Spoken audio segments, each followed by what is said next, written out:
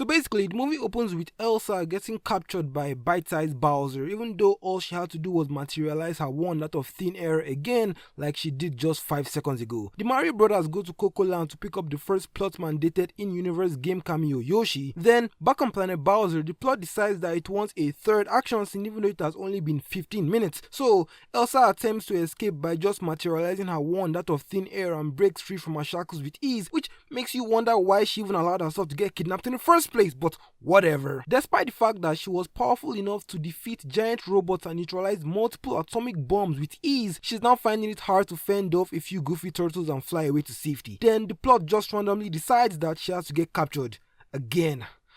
Great. Still don't understand how Bowser has a son if he was an incel in the last movie, but okay. Melina finds out about Elsa and runs off to go help her without telling Mario, which doesn't make any sense, but okay. Bite-sized Bowser then comes to free his dad, and instead of instantly trapping the Mario Brothers in purple plot goop like he did with Elsa, he decides to use it as a purple lantern ring and then proceeds to lose the fight, even though Elsa is like 1 billion times more powerful than them and he was powerful enough to defeat her on 2 separate occasions.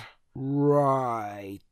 Meanwhile, over the 10th obligatory Nintendo Nostalgia Bait location reference, Melina picks up their second plot-mandated in-universe game cameo, Swiper. The whole gang gets together and bite-sized Bowser uses a special gun to turn the Mario Brothers into babies. Then, instead of safely storing the gun so that he can use it on them if they ever come back, he instead decides to throw it at them so that they can use it to cure themselves and come back for the third act final battle.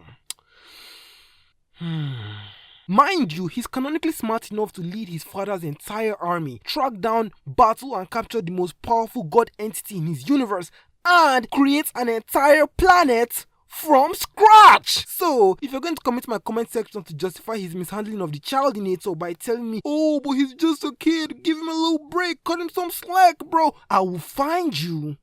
And I'm gonna put some dirt in your eye. After they crash land and destroy Swiper's ship, Luigi turns into a redneck and calls out for help on the intergalactic radio, which Elsa just coincidentally and luckily happens to have just laying around for some reason. So her kids come to the rescue, which also then makes you wonder why they haven't gone looking for their mom all this time, or why they even allowed her to be captured in the first place, but